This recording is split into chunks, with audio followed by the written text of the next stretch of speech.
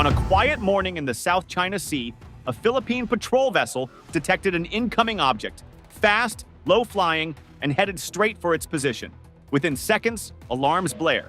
The ship scrambles to respond, but in this simulated drill, it's already too late.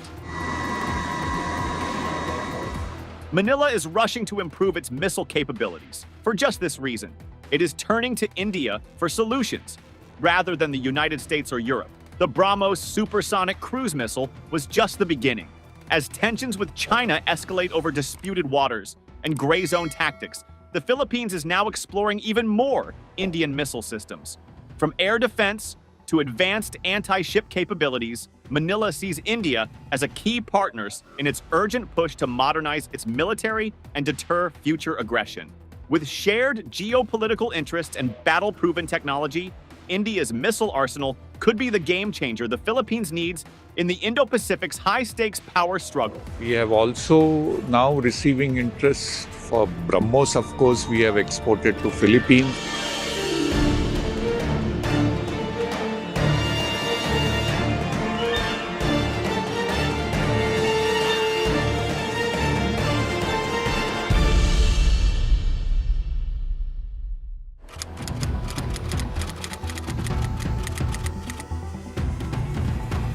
On a cloudy afternoon in early 2023, a Philippine Coast Guard vessel patrolling near Scarborough Shoal found itself blinded by a military-grade laser from a Chinese Coast Guard ship.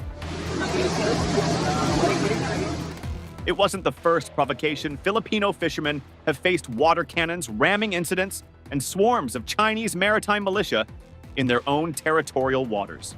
With China rapidly expanding its military presence on artificial islands and pushing deeper into the South China Sea, Manila has realized that diplomatic protests alone won't protect its sovereignty. The last thing anyone would like is for conflict to arise.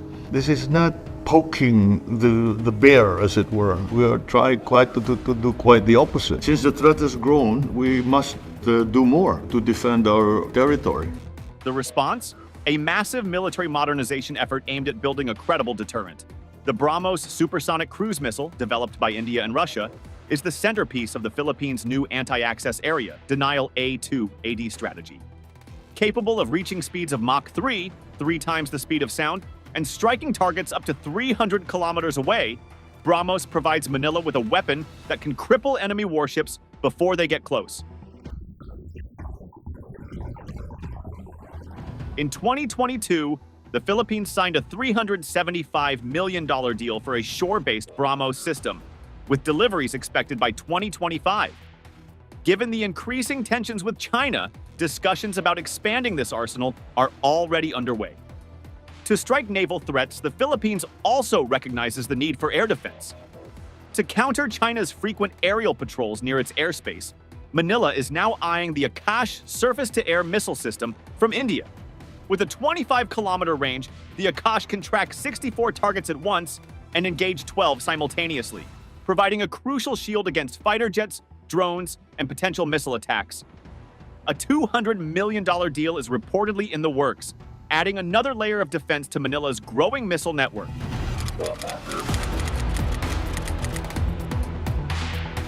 The Philippines knows it cannot match China's military power conventionally. Instead, it is adopting an asymmetric warfare strategy, much like Taiwan's approach to deterring a Chinese invasion. By focusing on highly mobile, long-range precision strike systems, Manila aims to increase the cost of aggression for Beijing. This strategy is especially relevant given China's militarization of Mischief Reef, which now hosts airstrips, missile batteries, and PLA garrisons within striking distance of Philippine waters. Beyond external threats, growing domestic pressure is also driving this military buildup. The Philippine public, frustrated with years of unchecked Chinese aggression, is increasingly demanding a stronger national defense. A recent survey found that over 70% of Filipinos support military modernization, reflecting a shift in public sentiment towards a more assertive stance in defending the country's territorial integrity. We must oppose the dangerous use of Coast Guard and maritime militia vessels in the South China Sea. We are concerned over illegal, unreported, and unregulated fishing and the militarization of reclaimed features in the South China Sea. We must not allow tensions in the South China Sea to further escalate. For decades, the Philippine military lagged behind its regional neighbors, relying on outdated aircraft and minimal naval assets. But that is changing fast. Manila is now pursuing modern fighter jets like the F-16 Viper, exploring submarine capabilities for the first time in its history, and expanding its mid-range missile arsenal. The goal is clear: turn the Philippines into a credible military force capable of defending its waters and deterring foreign incursions. With China escalating its presence in the South China Sea and pushing the limits of Philippine patience, Manila has no choice but to act, and this time it is preparing to hit back. For an archipelagic nation like the Philippines, acquiring submarines is not just an upgrade, it is a strategic necessity. As China continues its gray zone tactics in the South China Sea, the ability to conduct covert maritime operations, track enemy vessels, and deter aggression beneath the waves is becoming increasingly critical. Recognizing this, General Romeo Bronner, Chief of Staff of the Philippine Army, has emphasized the need for at least 2 submarines to bolster the country's maritime defense. To achieve the objectives that we set for the Horizon 3 of the Modernization program. Kulang pa ho talaga yung budget na binibigay ng ating bansa, ng ating gobyerno, kaya naghahanap pa tayo ng ibang mga sources. So we are looking into local and foreign financing. That is why we're getting in touch with the Bankers Association of the Philippines. Sabi naman nila ay kaya nilang pondohan yung ating Armed Forces Modernization program. The Philippines is currently evaluating multiple suppliers for its first ever submarine fleet. While France, Spain, and Italy have offered proposals, South Korea has emerged as the frontrunner. Seoul's proven defense partnership with Manila, evident in past deals like the FA-50 light fighter jets, positions it as a trusted supplier. South Korea's KSS-3 diesel-electric submarines are seen as an affordable and reliable choice, aligning with the Philippines' operational needs and budget constraints. Beyond hardware, South Korea's geopolitical alignment with the Philippines is strengthening. Manila is increasingly engaging with Washington's Indo-Pacific coalition, and Seoul's inclusion in this framework would further reinforce regional security efforts. There is growing speculation that South Korea could formally join the Squad, a term used to describe the deepening security ties between the Philippines, US, Japan, and Australia. This would not only enhance intelligence sharing and joint exercises, but could also pave the way for a Visiting Forces Agreement, VFA, between Manila and Seoul, allowing South Korean naval assets to operate in Philippine waters. However, South Korea's domestic political climate could influence its willingness to deepen military commitments. Upcoming elections and shifting defense priorities in Seoul might alter the scope of its security cooperation with the Philippines. If political leadership in South Korea becomes more inward-focused, potential submarine deals and broader military engagements could face delays.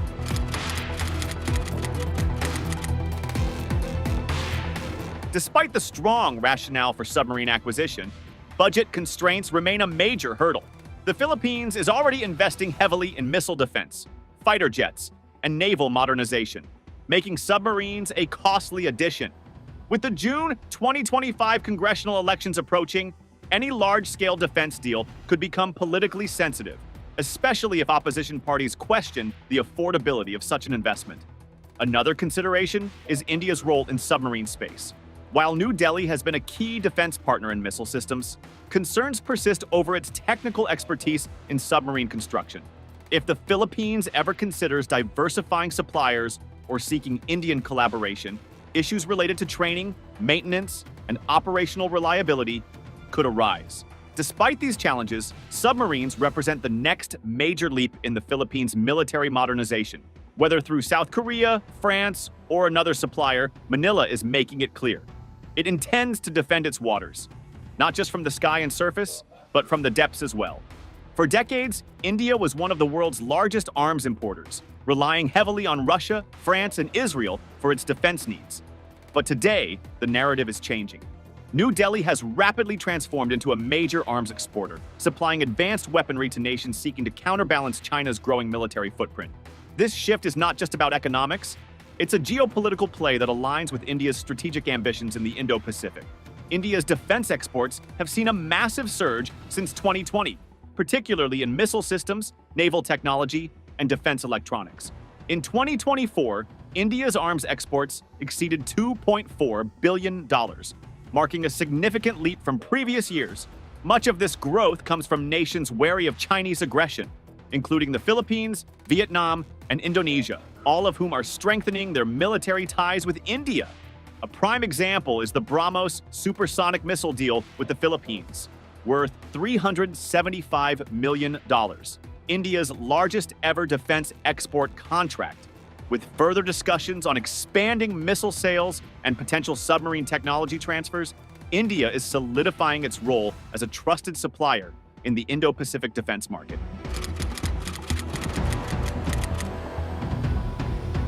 India's rise as a defense exporter is not just about boosting its economy, it's also a direct response to China's growing military assertiveness. The 2020 border clash between Indian and Chinese forces in Ladakh marked a turning point, pushing New Delhi to accelerate its defense production, reduce reliance on foreign suppliers, and strengthen military partnerships with like-minded nations. Beyond countering China, India is expanding its influence in the Indo-Pacific, actively engaging in joint military drills with ASEAN nations, deepening ties with Quad partners, and providing weapons to nations seeking alternatives to Western or Chinese arms. One notable shift in India's military focus is its increasing investment in submarine capabilities. With the Indian Navy prioritizing new submarine acquisitions and indigenous development, India is positioning itself as a future supplier of submarine technology to friendly nations, potentially even the Philippines. While challenges remain, such as technical expertise and maintenance infrastructure, India's growing defense industry is reshaping the regional balance of power, one export at a time. Beneath the waves of the Indo-Pacific, China is waging a silent arms race, advancing its underwater warfare and surveillance capabilities in ways that could reshape the region's security dynamics.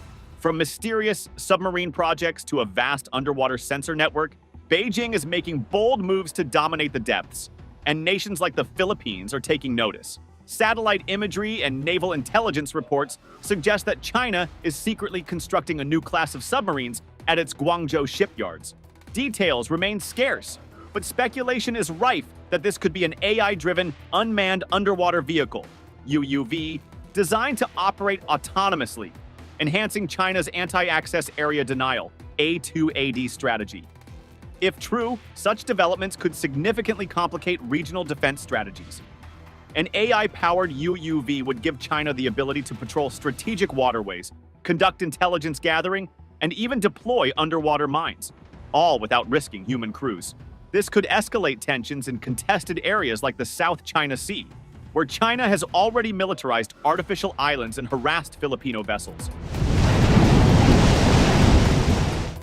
China's ambitions don't stop at submarines.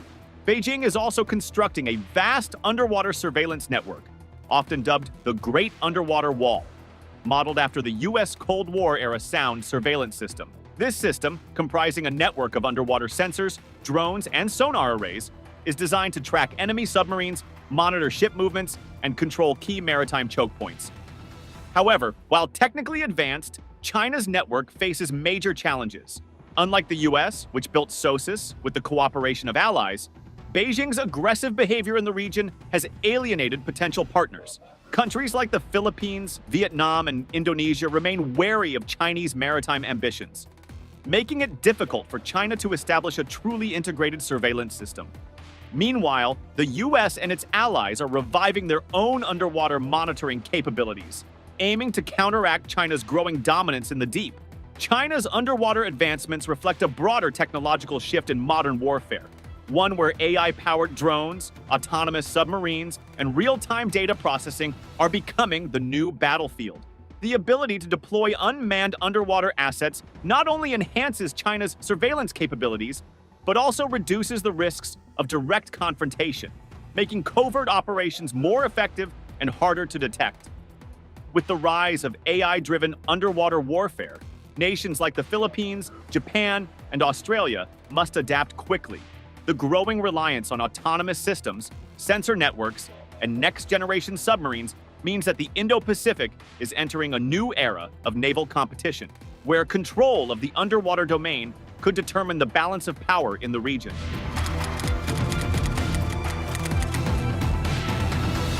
The Indo-Pacific is undergoing a seismic shift in military modernization, as regional powers race to counter China's growing assertiveness.